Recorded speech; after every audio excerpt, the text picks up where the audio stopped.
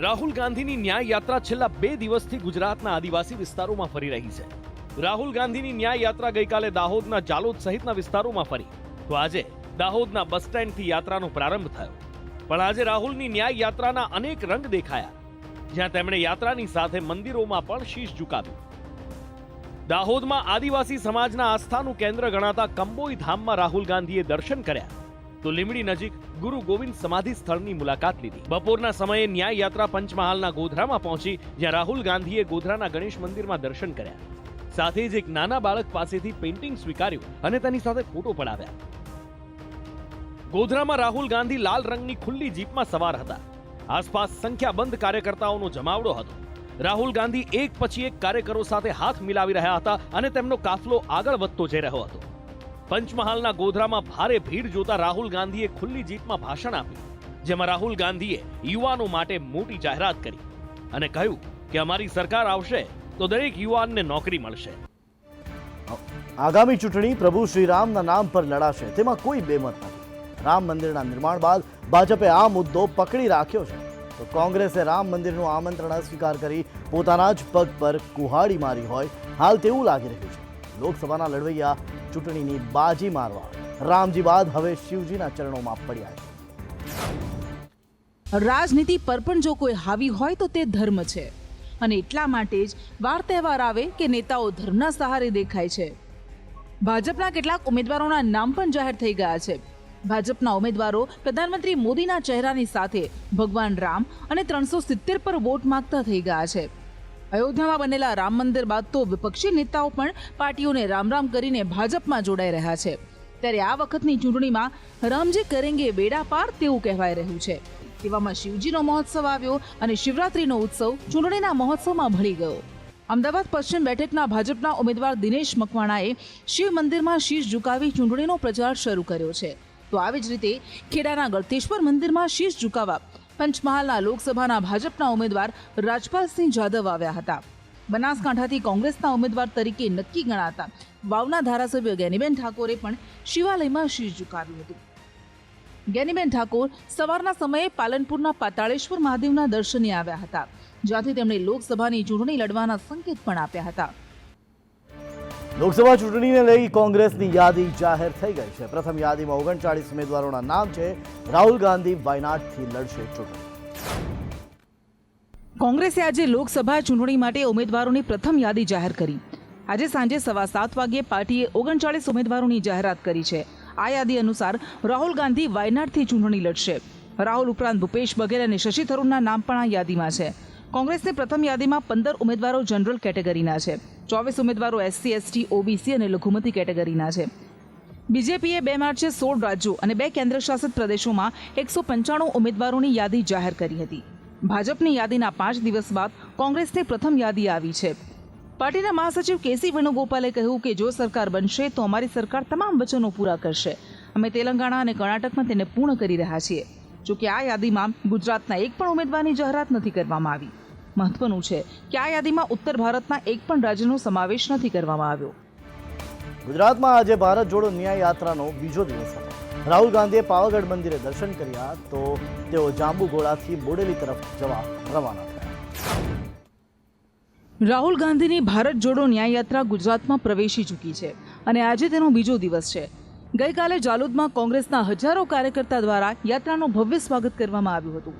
જે બાદ જાલોદમાં રાહુલ ગાંધીએ જાહેર સભા સંબોધી હતી. ત્યારે આજે 8 માર્ચના રોજ યાત્રાનો પ્રારંભ દાહોદથી થયો છે. આજે ન્યાય યાત્રા દાહોદ અને પંચમહાલ 2 જિલ્લામાં ફરી. રાહુલ ગાંધી સવારે કંબોઈધામ મંદિરે પહોંચ્યા હતા, તેમજ દાહોદમાં મહિલાઓએ ગરબે રમીને ન્યાય યાત્રાનું સ્વાગત કર્યું હતું. દાહોદ અને હાલોલ શહેરમાં રાહુલ ગાંધીએ ખુલ્લી જીપમાં ભાષણ આપ્યું હતું. આ દરમિયાન ઠેર ઠેર રાહુલ ગાંધીનું સ્વાગત કરવામાં આવ્યું હતું. ગોધરા અને હાલોલમાં રાહુલ ગાંધીએ લોકો સાથે રાહુલ ગાંધી પાવાગઢ મંદિરના દર્શન કર્યા બાદ જાંબુઘોડાથી બોડેલી તરફ જવા રવાના થયા. આ યાત્રામાં સાંસદ જયરામ રમેશ, શક્તિસિંહ ગોહિલ, ભરતસિંહ સોલંકી, જગદીશ ઠાકોર સહિતના આગેવાનો જોડાયા છે. રાષ્ટ્રપતિએ સુધા મૂર્તિને રાજ્યસભા માટે નોમિનેટ કર્યા છે. પીએમ મોદીએ કહ્યું કે રાજ્યસભામાં તેમની હાજરી મહિલા શક્તિનો પુરાવો છે. પ્રખ્યાત લેખિકા અને સામાજિક કાર્યકર સુધા મૂર્તિને રાજ્યસભા માટે નોમિનેટ કરવામાં આવ્યા છે. સુધા મૂર્તિ પ્રખ્યાત ઉદ્યોગપતિ અને ઇન્ફોસિસના સહ સ્થાપક નારાયણ મૂર્તિના પત્ની છે. બ્રિટિશ પીએમ ઋષિ સુનક તેમના જમાઈ છે. પીએમ નરેન્દ્ર મોદીએ સોશિયલ મીડિયા પ્લેટફોર્મ એક્સ પર આ માહિતી આપી હતી. પીએમએ તેમના પોસ્ટમાં લખ્યું, ભારતના રાષ્ટ્રપતિ દ્રૌપદી મુર્મુએ સુધા મૂર્તિને રાજ્યસભા માટે નામાંકિત કર્યા છે. રાજ્યસભામાં તેમની હાજરી સ્ત્રી શક્તિનો સશક્ત પુરાવો છે. સામાજિક કાર્ય, પરોપકાર અને શિક્ષણ ક્ષેત્રે તેમનું યોગદાન પ્રેરણાદાયી રહ્યું છે. રાજ્યસભામાં નોમિનેટ થયા બાદ સુધા મૂર્તિએ કહ્યું, હું ખુશ છું, પરંતુ હવે મને લાગે છે કે મને મોટી જવાબદારી સોંપવામાં આવી છે. પીએમ મોદીએ અગાઉ પણ મારા કામની પ્રશંસા કરી છે. હું તેમનો આભાર માનવા માંગુ છું. હું ખુશ છું કે મને હવે ગરીબોની મદદ માટે એક મોટું પ્લેટફોર્મ મળી રહ્યું છે. મને નથી લાગતું કે હું મારી જાતને રાજકારણી માનું છું. હું નોમિનેટ રાજ્યસભા સભ્ય છું. મારા જમાઈની રાજનીતિ તેમના દેશ માટે અલગ છે અને મારું કામ અલગ છે. પીએમએ મહિલા દિને નેશનલ ક્રિએટર્સ એવોર્ડથી અનેક હસ્તીઓને સન્માનિત કર્યા. કહ્યું કે આ નવા યુગને પહેલા જ ઓળખ આપવાનું આયોજન છે. વડાપ્રધાન મોદી દિલ્હીમાં ભારત મંડપમ ખાતે નેશનલ ક્રિએટર્સ એવોર્ડ કાર્યક્રમમાં હાજર રહ્યા. ક્રિએટર્સની સભાને સંબોધિત કરતા તેમણે કહ્યું, યુવાનોને તેમની ક્રિએટિવિટીને સન્માન આપવા માટે આ એવોર્ડ પહેલીવાર આયોજિત કરાયો છે. તેમાં ક્રિએટર્સને મોટિવેશન મળશે. મોદીએ કહ્યું, આજે મહાશિવરાત્રિ પણ છે. મારા કાશીમાં તો શિવ વિના કશું ચાલતું જ નથી. ભગવાન શિવ ભાષા, કળા અને ક્રિએટિવિટીના રચનાકાર મનાય છે. સાથે મોદીએ ઇન્ટરનેશનલ વિમન્સ ડેની પણ શુભકામના આપી. તેમણે કહ્યું કે હું પહેલીવાર જોઈ રહ્યું છું કે પુરુષ પણ તાળીઓ પાડી રહ્યા છે. હું હમણાં થોડીવાર પહેલા જ ગેસ સિલિન્ડરના ભાવ ઘટાડી આવ્યો છું. નેશનલ ક્રિએટર્સ એવોર્ડ 20 કેટેગરીમાં આપવામાં આવ્યા. તેના માટે લગભગ 1.5 લાખ નોમિનેશન મળ્યા હતા. વોટિંગ રાઉન્ડ દરમિયાન વિનર્સનું સિલેક્શન કરવા લગભગ 10 લાખ વોટ નખાયા. તે પછી 3 ઇન્ટરનેશનલ ક્રિએટર સહિત 23 વિજેતાઓને પસંદ કરાયા. વિદ્યાર્થી નેતા યુવરાજસિંહ જાડેજાએ આશ્રમ શાળામાં વિદ્યા સહાયકની ભરતીમાં ગેરરીતિનો આરોપ લગાવ્યો છે. 23 લાખ રૂપિયામાં ડીલ નક્કી થઈ હોવાનો આક્ષેપ લગાવ્યો. દાહોદના સંજેલી ખાતે આશ્રમ શાળામાં થયેલી વિદ્યા સહાયકની ભરતીમાં ગેરરીતિનો આક્ષેપ યુવરાજસિંહે લગાવ્યો. યુવરાજસિંહે કહ્યું કે આ તમામ અંગે મેં જિલ્લા શિક્ષણ અધિકારીને રજૂઆત કરી છે, પણ કોઈ કાર્યવાહી નથી કરાઈ. કહ્યું કે આધાર પુરાવા અને રેકોર્ડિંગ તથા નામ અને નંબર મારી પાસે છે. જિલ્લાની સંજેલી ખાતે આવેલી જે સ્કૂલ છે તેમાં શિક્ષણ માટે શિક્ષણ સહાયક અને વિદ્યા સહાયકની ભરતીની જે જાહેરાત બહાર પાડવામાં આવી હતી તેમાં મોટા પાયે ભ્રષ્ટાચાર થયો છે. અને આ જે ભ્રષ્ટાચાર થયો છે તે ત્યાંના જે સંચાલકો છે એ સંચાલકો દ્વારા એ કરવામાં આવેલો છે. વિદ્યા સહાયક અને શિક્ષણ સહાયકની જે ભરતી થવાની હતી તેમાં વિષય ગણિત અને વિજ્ઞાન, જેમાં એક શિક્ષકની ભરતી કરવાની હતી તેમાં 25 લાખ રૂપિયા એ માગવામાં આવેલા. 20 થી 23 લાખ રૂપિયા અંતે છેલ્લે આપવાનું નક્કી કરવામાં આવે છે અને અંતે એ 23 લાખ રૂપિયામાં આ ડીલ ફાઇનલ કરવામાં આવે છે. સુરતમાં એક જ પરિવારના 3 સભ્યોએ સામૂહિક આત્મહત્યા કરી. પતિએ પત્ની અને દીકરાને ઝેર પીવડાવી પોતે પણ ગળે ફાંસો ખાઈ લીધો. સુરતમાં સામૂહિક આપઘાતની વધુ એક ઘટના સામે આવી છે. સુરતના લીંબાયત વિસ્તારમાં એક જ પરિવારના 3 સભ્યો દ્વારા સામૂહિક આપઘાત કરવામાં આવ્યો. પતિ દ્વારા પત્ની અને દીકરાને ઝેરી દવા પીવડાવ્યા બાદ પતિએ ગળે ફાંસો ખાઈને આપઘાત કરી લીધો. હાલ ઘટનાની જાણ થતાં લીંબાયત પોલીસે ઘટના સ્થળે પહોંચી વધુ કાર્યવાહી હાથ ધરી છે. આ બનાવ રાત્રિના 3 વાગ્યાની આસપાસ બન્યો હોવાનું માનવામાં આવી રહ્યું છે. સવારે તેમના ભાઈ 7:15ની આસપાસ ઘરે આવ્યા ત્યારે જાણ થઈ કે આ પ્રકારનો બનાવ બન્યો છે. રાત્રે તેના ભાઈને ગળે ફાંસો ખાતો વોટ્સએપ પર ફોટો મોકલી આપ્યો હતો અને સાસુને 3 વાગ્યા પછી સોરી અમ્મા લખેલો વોટ્સએપ પર મેસેજ મોકલી આપ્યો. સવારે તેના ભાઈને મેસેજ જોતા પહેલા ફોન કર્યો, પરંતુ ભાઈએ ફોન રિસીવ ન કરતા તેઓ ઘરે દોડી આવ્યા હતા.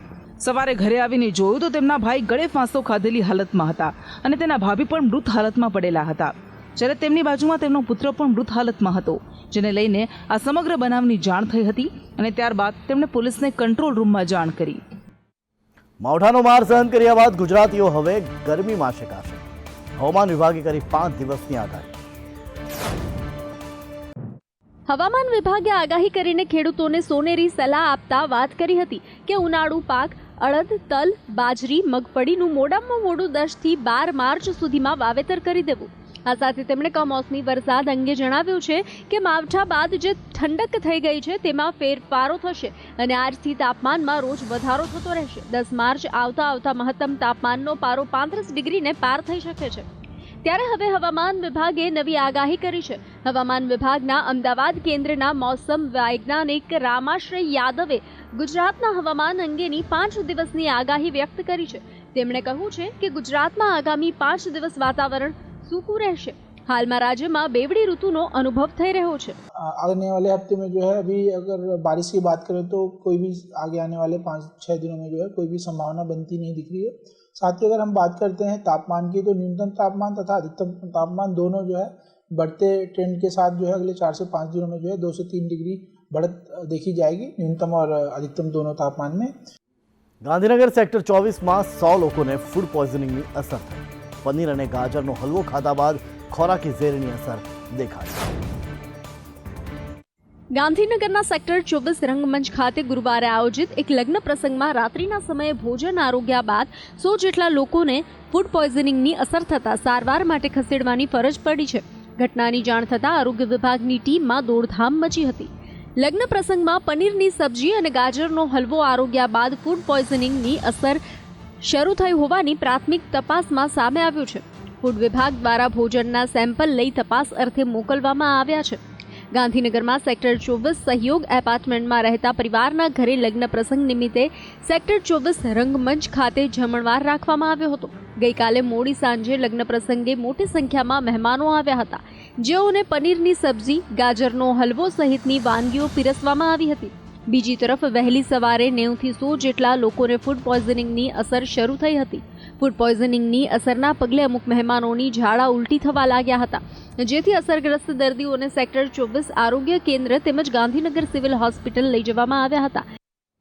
મહાશિવરાત્રિના પર્વે સોમનાથ ટ્રસ્ટ દ્વારા 1000 પરિવારોને સમુદ્ર તટે પાર્થેશ્વર મહાપૂજા કરાવવામાં આવી.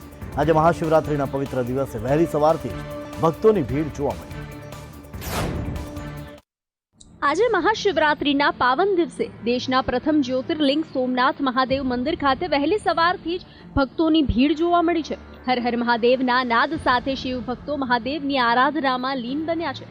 સોમનાથ મહાદેવ મંદિર ખાતે સવારથી જ લાંબી કતારો લાગી છે.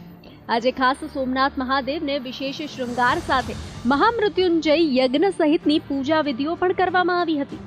મહાશિવરાત્રિના પર્વ પર શિવ ભક્તો મહાદેવની અનેકવિધ પ્રકારે આરાધના કરતા હોય છે અને તેમાં પણ વિશેષ રૂપે જ્યોતિર્લિંગ ક્ષેત્રમાં શિવ પૂજનનું શાસ્ત્રમાં પણ અનેરું મહત્વ છે. ત્યારે મહાશિવરાત્રિ પર સોમનાથ ટ્રસ્ટ દ્વારા હજારો શ્રદ્ધાળુઓને પંચ મહાભૂતની અનુભૂતિ કરાવતી શિવજીના સૌથી પવિત્ર સ્વરૂપ પાર્થિવેશ્વર શિવલિંગની પૂજા કરવામાં આવી છે. સોમનાથ ટ્રસ્ટે પ્રકૃતિ અને આધ્યાત્મ બંનેને સાથે રાખીને સનાતન ધર્મની પ્રકૃતિ પ્રેમીની વિસ્તૃત વિચારધારા દર્શાવવાના લક્ષ્ય સાથે પાર્થિવ પૂજનનું આયોજન કર્યું હતું. થરાદના તળાવો નર્મદાના પાણીથી છલકાયા. ઉનાળાની શરૂઆતમાં જ શિવરાત્રિના દિવસે તળાવો ભરવાનું શરૂ થતા નીરના વધામણા કરાયા. બનાસકાંઠા જિલ્લાના 4 તાલુકાના 70 થી વધુ ગામોના તળાવો ભરવા માટે સરકાર દ્વારા 592 કરોડ રૂપિયાનો ખર્ચ કરીને 70 કિલોમીટર લાંબી થરાદ સીપુ પાઇપલાઇન નાખવામાં આવી છે. જેને લઈને આજથી થરાદ તાલુકાના 15 ગામના તળાવો ભરવાનું શરૂ થતા થરાદના ધારાસભ્ય અને વિધાનસભાના અધ્યક્ષ શંકર ચૌધરી અને સંસદ પરબત પટેલ દ્વારા તળાવમાં પાણી આવતા શ્રીફળ અને ફુલહાર દ્વારા નીરના વધામણા કરાયા હતા. વર્ષોથી પાણીની તંગી ભોગવતા બનાસકાંઠા જિલ્લામાં પાણીના તળ ઊંચા આવે તે માટે સરકાર દ્વારા જિલ્લાના અનેક તાલુકાઓના ગામોના તળાવો ભરવા માટે સરકાર દ્વારા 592 કરોડ રૂપિયાના ખર્ચે 70 કિલોમીટર લાંબી થરાદ ડીસા લાખાણી દાંતીવાડા તાલુકાને જોડતી થરાદ સીપુ પાઇપલાઇન નાખવામાં આવી છે. જેને લઈને આજથી લિંક પાઇપ દ્વારા થરાદ તાલુકાના 15 ગામોના 47 તળાવો ભરવાની શરૂઆત કરાતા વિધાનસભા અધ્યક્ષ અને થરાદના ધારાસભ્ય શંકરભાઈ ચૌધરીએ સંસદ પરબત પટેલ સહિત મોટી સંખ્યામાં લોકો હાજર રહ્યા હતા. મહીના ધસમસતા પ્રવાહમાં 2 મિત્ર તણાઈ ગયા. ઘરે જાણ કર્યા વગર જ મહીસાગરમાં નાહવા પડેલા વડોદરાના 2 યુવકો ડૂબ્યા. વડોદરા સાવલી તાલુકાના લાંછનપુરા ગામ પાસેથી પસાર થતી મહીસાગર નદી નાહવા માટે ગયેલા બે મિત્ર ડૂબતા લાપતા થયા હતા. મહી નદીના ધસમસતા પાણીમાં લાપતા થયેલા બંને મિત્રોની શોધખોળમાં એનડીઆરએફની ટીમ લાગી. બંને યુવકની નદીમાં લાપતા થયાને 20 કલાકથી પણ વધુ સમય થયો, પણ હજુ સુધી મળ્યા નથી. બંને મિત્રો પરિવારના એકના એક છે અને બે મિત્રો પૈકી એકના 1 માસ પહેલા જ લગ્ન થયા. વડોદરામાં ન્યૂ વીઆઈપી રોડ પર આવેલા સંતોષીનગરમાં રહેતો ધર્મેશ વાઘેલા અને સંતોષીનગરમાં જ રહેતો દીપક કુશવાહ સાવલી તાલુકાના લાંછનપુરા ગામ પાસેથી પસાર થતી મહી નદી નાહવા ગયા હતા.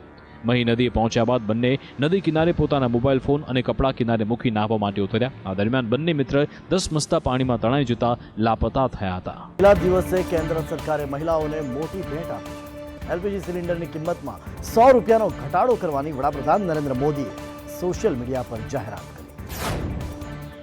આજે આંતરરાષ્ટ્રીય મહિલા દિવસ નિમિત્તે પ્રધાનમંત્રી નરેન્દ્ર મોદીએ મહિલાઓને મોટી ભેટ આપી છે. રાંધણ ગેસ સિલિન્ડરમાં ₹100નો ઘટાડો કરવામાં આવ્યો છે. પ્રધાનમંત્રીએ સોશિયલ મીડિયા એક્સ પર મોટી જાહેરાત કરી. તેમણે મહિલાઓને મહિલા દિવસની શુભેચ્છા આપવા સાથે જ ગેસ સિલિન્ડરના ભાવમાં ધરખમ ઘટાડો જાહેર કર્યો. એલપીજી સિલિન્ડરની કિંમતમાં ₹100નો ઘટાડો કરાયો છે. પીએમ મોદીએ સોશિયલ મીડિયામાં લખ્યું કે એલપીજી સિલિન્ડરની કિંમતમાં 100ના ઘટાડાથી નારી શક્તિનું જીવન સરળ બનશે, સાથે જ કરોડો પરિવારનો આર્થિક ભાર પણ હળવો થશે. તેમણે કહ્યું કે આ નિર્ણયથી પર્યાવરણના સંરક્ષણમાં પણ મદદ મળી રહેશે, સાથે જ કરોડો પરિવારનું સ્વાસ્થ્ય પણ સારું થશે. ઉલ્લેખનીય છે કે રાંધણ ગેસના સિલિન્ડર પર મોટી છૂટને કારણે દેશના કરોડો પરિવારોને મોટો ફાયદો થશે. એટલું જ નહીં, ભારણ પણ ઘટશે. અમદાવાદમાં આજથી 3 દિવસીય ફૂડ ફેસ્ટિવલનો પ્રારંભ થયો છે. રિવરફ્રન્ટ પર 8 થી 10 માર્ચ સુધી ચાલશે આ food festival. Ahmedabad municipal corporation દ્વારા આજથી 3 દિવસ માટે સાબરમતી રિવરફ્રન્ટ ખાતે ફૂડ ફેસ્ટિવલ યોજવામાં આવ્યો છે. રાજ્ય સરકારના મંત્રી જગદીશ પંચાલ દ્વારા ફૂડ ફેસ્ટિવલ લોકો માટે ખુલ્લો મૂકવામાં આવ્યો હતો. ફૂડ ફેસ્ટિવલમાં કોફી પેવેલિયન બનાવવામાં આવ્યો છે, જેમાં વિવિધ પ્રકારની કોફીના સ્વાદની મજા માણવા મળે છે. મંત્રી જગદીશ પંચાલ અને ભાજપના નેતાઓએ કમિશનર સાથે મળી હોટ એન્ડ કોલ્ડ એમ બંને કોફીનો સ્વાદ માણ્યો હતો. અહીંયા 72 પ્રકારના વિવિધ સ્ટોલ રાખવામાં આવ્યા છે. ગુજરાત, મહારાષ્ટ્ર સહિત વિવિધ રાજ્યોના ફૂડ અલગ અલગ હોય છે. તમામ પ્રકારના ફૂડનો સ્વાદ લોકો અહીંયા માણી શકશે. રોયલ ફેમિલીનું શાહી ભોજન કેવું હતું, તેમજ મંદિરમાં ભગવાનને જે ભોગ ધરાવવામાં આવે છે તેનું ભોજન કેવું હોય છે, તે તમામ માહિતી આજના યુવાનોને મળી રહેશે. આજકાલ લોકોને જે યુરોપિયન અને વિદેશી ફૂડનો ચસ્કો લાગ્યો છે, તેના કરતાં લોકોને ગુજરાતી અને ભારતીય ફૂડના સ્વાદ માણી શકે તેવું આયોજન કરવામાં આવ્યું છે. કાબુલમાં ભારતીય ડેલિગેશનની સાથે એક બેઠક યોજાઈ, જેમાં તાલિબાને કહ્યું કે ભારતે હંમેશા અફઘાનિસ્તાનની મદદ કરી છે, જેથી અમે ભારત સાથે સંબંધો મજબૂત કરવા માંગીએ છીએ. ભારતીય ડેલિગેશને ગુરુવારે કાબુલમાં તાલિબાનના વિદેશ મંત્રી આમિર ખાન મુત્તાકી સાથે મુલાકાત કરી હતી, જેમાં તાલિબાનના વિદેશ મંત્રાલયના પ્રવક્તા અબ્દુલ કહાર લખીએ કહ્યું, બેઠકમાં બંને દેશો વચ્ચેના સંબંધો અને આર્થિક સંબંધો પર ચર્ચા થઈ હતી. આ દરમિયાન અફઘાનિસ્તાને માનવતાવાદી સહાય આપવાનું ચાલુ રાખવા બદલ ભારતનો આભાર માન્યો હતો. તાલિબાનના વિદેશ મંત્રી મુત્તાકીએ કહ્યું કે અમે ભારત સાથે રાજકીય અને આર્થિક સ્તરે સંબંધો મજબૂત કરવા માંગીએ છીએ. આ દરમિયાન વિદેશ મંત્રીએ ભારતને અફઘાન ઉદ્યોગપતિઓ, વિદ્યાર્થીઓ અને દર્દીઓ માટે વિઝા મેળવવાની પ્રક્રિયાને સરળ બનાવવા અપીલ કરી હતી. રશિયા ચીન ચંદ્ર પર પરમાણુ પ્લાન્ટ બનાવવાની તૈયારીમાં છે. રશિયન સ્પેસ એજન્સીએ આ માટે ટેકનોલોજી તૈયાર કરી છે અને હવે ન્યુક્લિયર પાવર પર ચાલતું રોકેટ પણ બનાવશે. ચીન અને રશિયા સાથે મળીને ચંદ્ર પર પરમાણુ પ્લાન્ટ બનાવવા માંગે છે. આ માટે બંને દેશ સાથે મળીને કામ કરશે. 2033થી 35માં રશિયા અને ચીન સંયુક્ત રીતે ચંદ્રની સપાટી પર પરમાણુ પ્લાન્ટ સ્થાપશે. આ ન્યુક્લિયર પાવર પ્લાન્ટને ચંદ્રની સપાટી પર લઈ જવા માટે રશિયા ન્યુક્લિયર પાવરથી ચાલતું રોકેટ બનાવશે. આ એક કાર્ગો રોકેટ હશે, સંપૂર્ણપણે ઓટોમેટિક હશે. આ ચલાવવા માટે માનવીની કોઈ જરૂર રહેશે નહીં. માનવીએ માત્ર લોન્ચિંગ પર ધ્યાન કેન્દ્રિત કરવું પડશે. વર્ષ 2021માં જ રશિયા અને ચીને ચંદ્ર પર સાયન્ટિફિક સ્ટેશન બનાવવાનો રોડમેપ તૈયાર કર્યો હતો. આ માટેની અંતિમ તારીખ 2035 છે. આ પ્રોજેક્ટમાં ટેકનિકલ ચંદ્ર રોવર્સ હશે, જે સંશોધન કરશે. રોબોટ પણ હશે. આ અંગે અમેરિકાએ કહ્યું હતું કે રશિયા સ્પેસ એટેક હથિયાર બનાવી રહ્યું છે. થોડા દિવસો પહેલા વ્હાઇટ હાઉસે પુષ્ટિ કરી હતી કે રશિયા એન્ટી સેટેલાઇટ હથિયાર બનાવી રહ્યું છે. ઉપગ્રહ વિરોધી શસ્ત્રો વડે ઉપગ્રહોને તોડી શકાય છે. બીજા શબ્દોમાં કહીએ તો આ શસ્ત્રો વડે ઉપગ્રહોનો નાશ કરી શકાય છે. ભારત અને ચીન સરહદ વિવાદને લઈને ચીને કહ્યું LAC પર વધુ ભારતીય સૈનિકો તણાવ વધારશે. અમે સરહદ પર સ્થિરતા ઈચ્છીએ છીએ, પરંતુ ભારત જે કરી રહ્યું છે તેનાથી શાંતિ નહીં આવે. ભારત અને ચીન સરહદ વિવાદ વધુ વકરતો જાય છે. ત્યારે ચીનના વિદેશ મંત્રાલયના પ્રવક્તા માઓનિંગ કહે છે, અમે ભારત સાથે સરહદ અને તેના આસપાસના લોકોમાં શાંતિ અને સ્થિરતા માટે કામ કરી રહ્યા છીએ. મીડિયા અહેવાલો અનુસાર ભારતે તેની પશ્ચિમી સરહદથી લગભગ 10,000 સૈનિકોને હટાવ્યા છે અને તેમને LAC નજીક તૈનાત કર્યા છે. જોકે ભારતીય સેના કે સરકાર દ્વારા હજુ સુધી આ વાતની પુષ્ટિ કરવામાં નથી આવી. અગાઉ ચીનના રક્ષા મંત્રાલયના પ્રવક્તાએ કહ્યું હતું કે હાલમાં LAC બોર્ડર પર ભારત સાથે સ્થિતિ સામાન્ય છે. 19 ફેબ્રુઆરીએ બંને દેશો વચ્ચે કોર્પ્સ કમાન્ડર સ્તરની બેઠકનો 21મો રાઉન્ડ યોજાયો હતો. આ દરમિયાન ભારત અને ચીન વચ્ચે સકારાત્મક વાતચીત થઈ. ચીને કહ્યું હતું બંને દેશો LACને લઈને એકબીજાની ચિંતાને ધ્યાનમાં રાખીને ઉકેલ શોધવા માટે સંમત થયા હતા. જોકે ભારતે કહ્યું હતું કે ચુશુલ મોલ્ડો બોર્ડર પોઈન્ટ પર કોર્પ્સ કમાન્ડર સ્તરની બેઠકના 21મા રાઉન્ડમાં ચીને ડેપ્સાંગ અને ડેમચોકના ટ્રેક જંકશન પરથી સૈનિકોને હટાવવાની ભારતની માંગને નકારી કાઢી.